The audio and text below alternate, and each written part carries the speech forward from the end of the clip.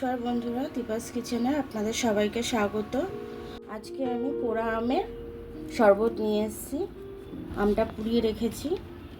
আমটা এবার আমি ছাড়িয়ে নেব। একটু জিরে ভেজে নিচ্ছি,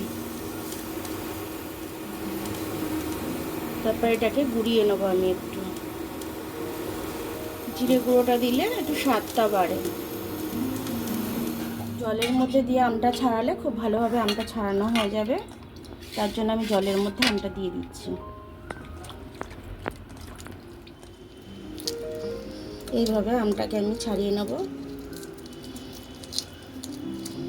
সেদ্ধ হয়েছে, মানে এত সুন্দর পুড়েছে যে খোলাটা ইজিলি ছাড়ানো হয়ে যাচ্ছে। আমটা গেটার দিয়ে আমি গেট করে নিচ্ছি, তাহলে খুব সুন্দর হবে। হাতে করে চটকে নিলে ডালা ডালা থাকবে। আমার ছোট গেটারটা খুঁজে পাচ্ছি না, বড়টা দিয়েই করছি। পুদিনা পাতাটা নিয়ে নিয়েছি, আমি এটা মিক্সিতে একটু পেস্ট করে নেব। আমটা এখানে গেট করে নিয়েছি, এটাকেও আমি আপনাকে পরে দেখাচ্ছি। যেরকম মিষ্টি খাবো 3-4 চামচের মতো চিনি দিয়ে দিচ্ছি আমি। আপনারা যেরকম খাবেন সেরকম দিয়ে নেবেন। এর সাথে আমি দিয়ে দিয়েছিলাম, একবারে পেস্ট করে বের করে নিলাম। ঠান্ডা জল দিয়ে দিলাম, গ্লাসটা ধুয়ে মিশিয়ে নিলাম। আমের পাল্পটা ভালো করে মিশিয়ে নিলাম। এরকমভাবে আপনারা বানিয়ে ফ্রিজে স্টোর করে রেখে দিতে পারেন। আপনারা লোকজন আসলে পরে পুরান এইভাবে মানে বরফ দিয়ে সার্ভ করে দিতে পারবেন। জিরাটা আমি কুটে নিয়েছি একটুখানি, একটু ঝালের জন্য গোলমরিচ দিয়ে দেবো। এবার আমি মিশিয়ে দিচ্ছি সব কিছু একবারে। সাদা নুনটা আমি দিয়ে দিলাম,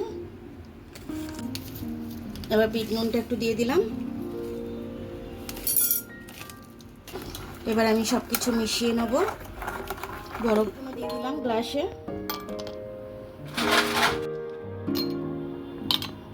এটা দিয়ে দিচ্ছি।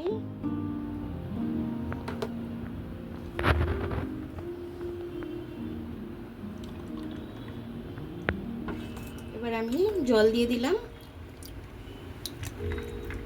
দিয়ে দিচ্ছি একটু, আর ভেতরে গাঢ়টা বসে থাকবে। তার জন্য এরকমভাবে দিয়ে আপনারাও একটু গুলিয়ে নেবেন। জলজিরা দিয়ে দিলাম।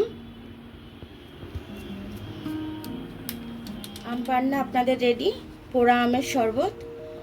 দেখুন, একদম এইভাবে করে খেয়ে নেবেন এবং কেউ আসলে খাইয়ে দেবেন। খেলে পরে মন প্রাণ সব জুড়িয়ে যাবে একদম। গরমকাল যা গরম পড়েছে, লু উঠছে একদম রাস্তা দিয়ে। গরমকালে যেই আসবে এক গ্লাস দেবেন, একদম তার মন প্রাণ শান্তি হয়ে যাবে। যাই হোক, আমার ভিডিওটা দেখার জন্য অনেক অনেক ধন্যবাদ। আমার ভিডিওটা যদি আপনাদের পছন্দ হয় তাহলে লাইক, সাবস্ক্রাইব, বেল আইকনটা একটু টিপে দেবেন।